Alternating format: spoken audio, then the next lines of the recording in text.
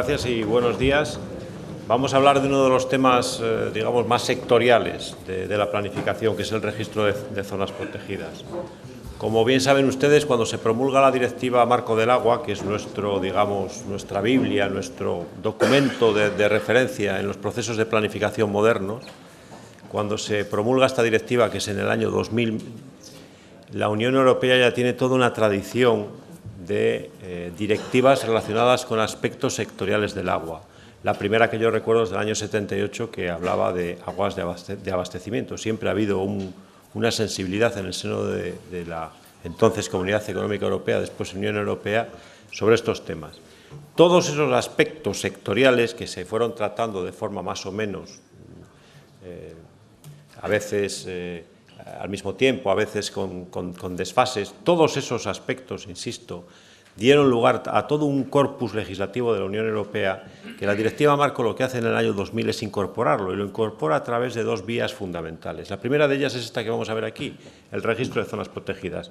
¿Qué dice la Directiva Marco del Agua? Dice, si hay directivas, si hay legislación de la Unión Europea que establecen capas de protección territorial, esas capas se tienen que incorporar junto con las demás protecciones generales o especiales de las masas de agua superficial y subterránea. Y eso es lo que hemos hecho en el plan, no solamente nosotros, sino todas las cuencas intercomunitarias y, por supuesto, las intracomunitarias. Incorporar un registro de zonas protegidas. Es una determinación obligatoria de los planes. La legislación las disposiciones que nos dicen que tenemos que hacer esto y cómo tenemos que hacerlo, las básicas, no me voy a extender aquí en aspectos legislativos que podrían aburrir, son evidentemente la Directiva Marco del Agua, su principal instrumento de transposición en el ordenamiento interno español, que es el texto refundido de la Ley de Aguas, digo principal porque no es el único, y por supuesto el Reglamento de Planificación Hidrológica y el gran libro de instrucciones, que sería la Instrucción de Planificación Hidrológica. La Instrucción de Planificación Hidrológica es una especie de guía total de cómo se tiene que acometer la planificación hidrológica en nuestro país. Tiene un montón, cientos de determinaciones de cómo se tienen que hacer estas cosas. En cuanto a la legislación sectorial que emana de la Unión Europea, las principales directivas o conjuntos de directivas son esas 7 que pongo ahí. Aguas destinadas al consumo humano, aguas de baño, tratamiento de aguas residuales urbanas, que da lugar a la consideración de las famosas zonas sensibles, luego les explico de qué va esto, los nitratos, que es un tema que suena muchísimo, la calidad de las aguas desde el punto de vista piscícola o de aprovechamientos económicos de las aguas, y luego las dos directivas que configuran la famosa Red Natura 2000, que serían las directivas de aves y la directiva de hábitats. Como consecuencia de esto, nosotros hemos incorporado en el Plan del Duero 12 zonas protegidas o 12 capas de zonas protegidas.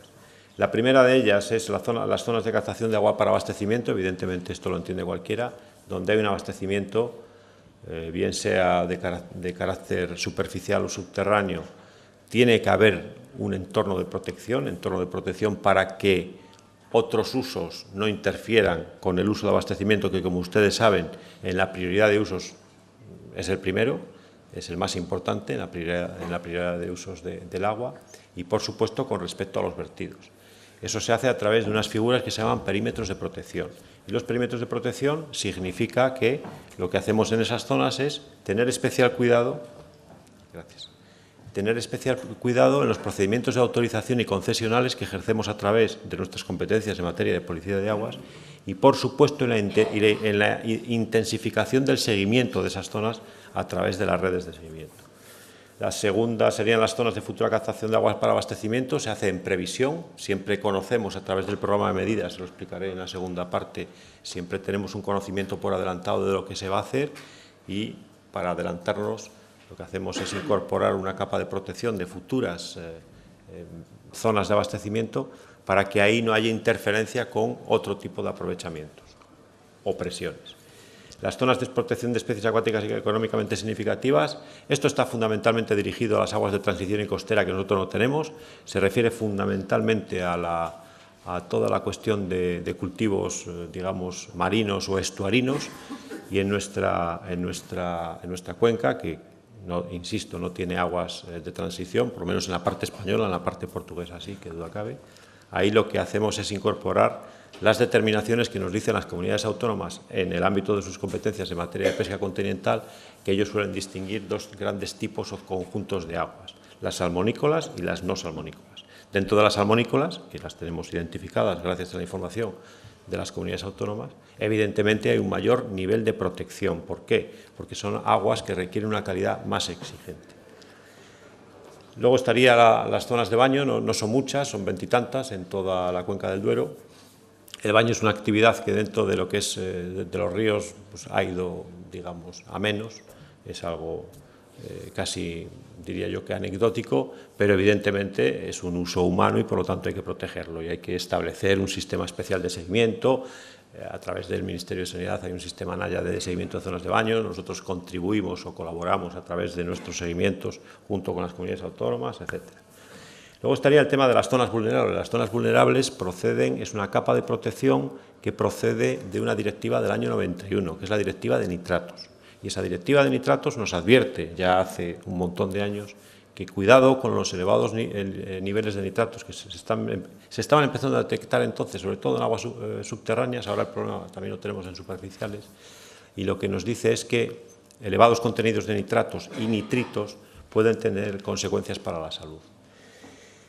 La sexta capa serían las zonas sensibles. Las zonas sensibles es una capa de protección que establece o que procede también de otra directiva del año 91, en este caso la directiva de vertidos. La directiva de vertidos del año 91 es una directiva que se refiere a los vertidos urbanos y establece toda una serie de determinaciones relacionadas con los vertidos, entre otras los plazos para hacer los tratamientos secundarios o adecuados según los umbrales poblacionales que establece la directiva. Y una cosa que te dice es, si tú tienes una zona con unos niveles X de nutrientes, por nutrientes se entiende nitrógeno y fósforo en el agua, si tienes ese problema, en las aglomeraciones mayores de 10.000 habitantes equivalentes tienes que llevar a cabo unos procedimientos especiales de tratamiento de las aguas. Y esos procedimientos especiales se llaman tratamientos terciarios, tratamientos finos o tratamientos de nutrientes. Eso es una cosa que se está haciendo, por ejemplo, en el seno de la Confederación Hidrográfica, en colaboración a través del protocolo que se firmó con la Junta de Castilla y León. Pues una de las áreas prioritarias es precisamente dotar a 20 y tantos núcleos de población, no recuerdo la cifra exacta, de estos sistemas de tratamiento. Sistemas de tratamiento que, por la información que tengo, en algunos casos están dando resultados bastante buenos. Luego estarían las dos directivas, tanto Aves y Hábitats, que nos marca otra capa de protección, que sería lo que se llama la Red Natura 2000. La Red Natura 2000 es una capa de protección que de alguna manera nos imponen las comunidades autónomas, que son las competentes en todo esto. Tengo que decir que todo esto de la planificación, y lo vamos a ver especialmente en el programa de medidas, es un ejercicio a veces realmente complicado de coordinación con otras administraciones, porque como ustedes saben, no cuento nada nuevo, nuestro Estado se gobierna en 3 niveles administrativos. 3 niveles administrativos con gran importancia los 3, local, autonómico y estatal, y esos 3 niveles pues a veces tienen un reparto competencial difícil que tienes que hacer a través de un ejercicio de coordinación, yo diría que permanente. Insisto que lo veremos de primera mano en el programa de medidas. Luego, por otra parte, están los perímetros de protección de aguas minerales y termales. Esto es una capa de protección de la legislación de minas, otra legislación que llevan, como ustedes saben, las comunidades autónomas. Luego estarían las reservas naturales fluviales y las zonas de protección especial. Esto es una figura que se inventa, vamos a decir se inventa, que crea la legislación del agua. Es una figura que procede de un artículo de la ley del Plan Hidrológico Nacional, que dice que los organismos de cuenca propondrán, en el marco de sus planes hidrológicos, la creación de estas reservas naturales fluviales y de protección especial.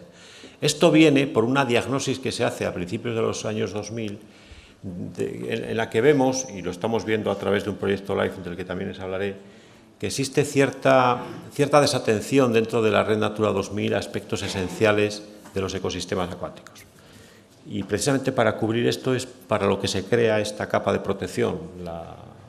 Nosotros, la Confederación del Duero, hemos creado una serie de zonas naturales fluviales y zonas de protección especial que intentamos, a través de un procedimiento coordinado con la comunidad autónoma, de Castilla y León, porque si mal no recuerdo todas están en la Comunidad de Castilla y León, excepto una, lo que hacemos es coordinar para intentar que esto tenga una aceptación dentro de la Red Natura 2000. Luego están las zonas húmedas. Evidentemente, si hablamos de un organismo de cuenca, las zonas húmedas nos interesa muchísimo, sean o no dominio público hidráulico. Ya saben que eso del dominio público hidráulico a veces es difícil determinar si una zona húmeda lo es. Sean o no, en cualquier caso, ese registro está. Son zonas que tienen una protección especial por parte de las comunidades autónomas. Nosotros las hemos incorporado en nuestro registro de zonas protegidas. Y, por supuesto, las más importantes de todas son las Ramsar. Ramsar, para el que no lo sepa, es una ciudad de Irán en la que en el año 71 se estableció un convenio internacional de zonas húmedas. Esto no deriva de una directiva, sino de un convenio, de un tratado internacional del cual España es parte, además es parte desde el principio. En este convenio que se ha ido desarrollando, lo que hacen los países, los diferentes países parte, que son 100 y pico, es incorporar la joya de sus humedales, lo van incorporando a una lista internacional que sería pues, el top de las zonas húmedas. Nosotros en la Cuenca del Duero, seguramente lo saben, por lo menos han oído hablar de ellas, tenemos dos, que son Villafáfila y la laguna de la Nava de Fuentes o Nava de Cabritones. Por otra parte está una figura muy novedosa, que son los geosites, los lugares de interés geológico. Esto es una figura que está patrocinando el IGME en coordinación con comunidades autónomas. Esto forma parte de una red europea. Sí que existe una sensibilidad dentro de las autoridades que llevan los espacios naturales hacia estos lugares. Para eso hay una figura que existe desde la legislación del año 70, de los años 70 de parques nacionales, que se llama monumentos naturales, y lo que se intenta es, digamos, reforzar esta figura de monumentos naturales. Y luego la última es una figura muy extraña, procede de un programa de la UNESCO que se conoce por su acrónimo en inglés, MAP, que significa hombre y biosfera, y que establece una serie de lugares interesantes en los cuales se llevan a cabo sobre todo lo que buscan ellos es, hombre y biosfera, es zonas en las que existe un buen acoplamiento entre los usos humanos y la conservación de los valores o del patrimonio natural, ¿no? Lo que se busca es zonas en las cuales hay eso que damos en llamar ahora sostenibilidad. Estos son algunos indicadores que hay en el plan. No quiero aburrir con cifras, pero bueno, sí que indicar, como se ve en la columna del número de zonas, que el mayor número de zonas, evidentemente, son las captaciones de agua subterránea y de agua superficial. Estamos en una cuenca con un sistema de población muy disperso y eso significa que tengamos que tener en cuenta miles de pequeñas captaciones de abastecimiento, bien de subterráneas, bien de superficiales. Lo que llama la atención en lo que son los parámetros de extensión o longitud, evidentemente, pues la cifra más gorda se lo llevan la cantidad de aguas salmonícolas que tenemos dentro de nuestra cuenca, nada más y nada menos que la cifra es buena, 36.585 kilómetros de ríos son aguas salmonícolas. Imaginémonos lo que eso implica, el estándar de calidad tan exigente que tiene eso.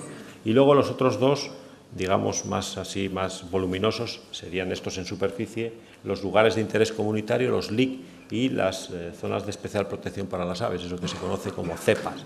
Todo eso es lo que configura la Red Natura 2000.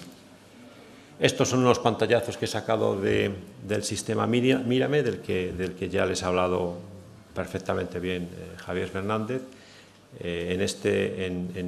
Dentro del Mírame existe una pestaña que es la relacionada con zonas protegidas, y ahí se puede sacar mucha información, tanto de tipo alfanumérica como vectorial. O sea, ahí tenemos identificadas las zonas, los diferentes tipos de zonas.